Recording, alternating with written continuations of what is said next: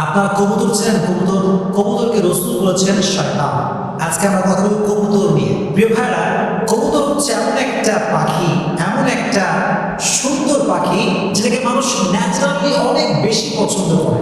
একজন মানুষ, যে মানুষটা খুবই খাসটা, খুবই খারাপ, কারোর সাথে ভালো বিহেভ করে না, এই মানুষটাও এমন একটা ভাব কবুতর দেখলে করে যে কবুতর তার খুব পছন্দ।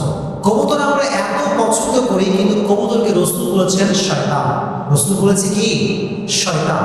আপনি অবাক হবেন, আরে কবুতর এত পছন্দের আমাদের পাখি, রাসূল কবুতরকে শয়তান কেন বলেছেন? হাদিসে আছে রাসূল বলেছেন কবুতর হচ্ছে শয়তান। এর একটা ব্যাখ্যা আছে। রাসূল একবার এসে দেখলেন যে একজন ব্যক্তি কবুতর দেখে ছুটতেছে, মানে কবুতর যায় যেদিকে সেও যায় সেদিকে। রাসূল বললেন যে সে একজন শয়তান আর ছুটছে আর একজন শয়তানের পেছনে। ইয়াতবাউ শাইতানু শাইতানা, একজন শয়তান আর একজন শয়তান অনুসরণ করছে। সাহাবারা এটার ব্যাখ্যা দিয়েছে এরকম, বা এটার ব্যাখ্যা এসেছে এরকম যে শয়তান তার উদ্দেশ্য কি ছিল। এটার উদ্দেশ্য হচ্ছে এরকম, যেহেতু কবুতর ওই মানুষটাকে অহেতুক কাজে লিপ্ত করে দিয়েছে এবং আল্লাহর জিকির থেকে গাফেল করে দিয়েছে, সে এতটা কবুতর নিয়ে ব্যস্ত হয়ে গিয়েছে, নামাজ কালামের কোনো খবর নাই, কোরআন তেলাওয়াতের কোনো খবর নাই।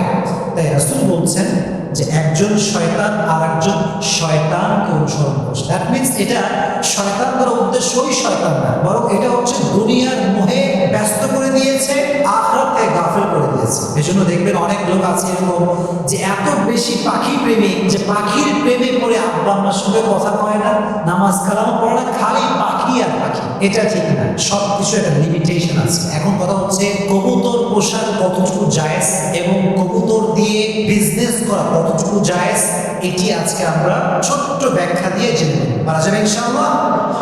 আচ্ছা, আগে আমরা জানি যে কবুতর পোষা কতটুকু জায়েজ। প্রথমে বলছে এই কথা যে কবুতর পোষা এটা সম্পূর্ণরূপে জায়েজ এবং কবুতর দিয়ে বিজনেস করা হালাল ওয়েতে এটা জায়েজ। তবে কবুতর দিয়ে খেলাধুলা করা মাকরুহ।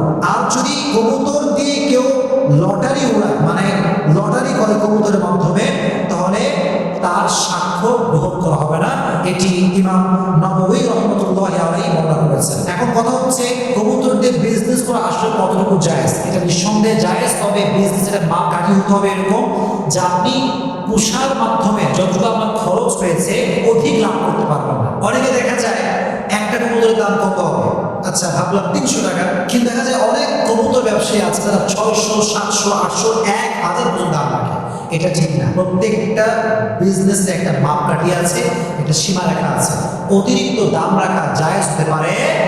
আল্লাহ তাআলা আমাদের সবাইকে বুঝে শুনে আমল করার তৌফিক দান করুন। সকলে পড়ে আমিন।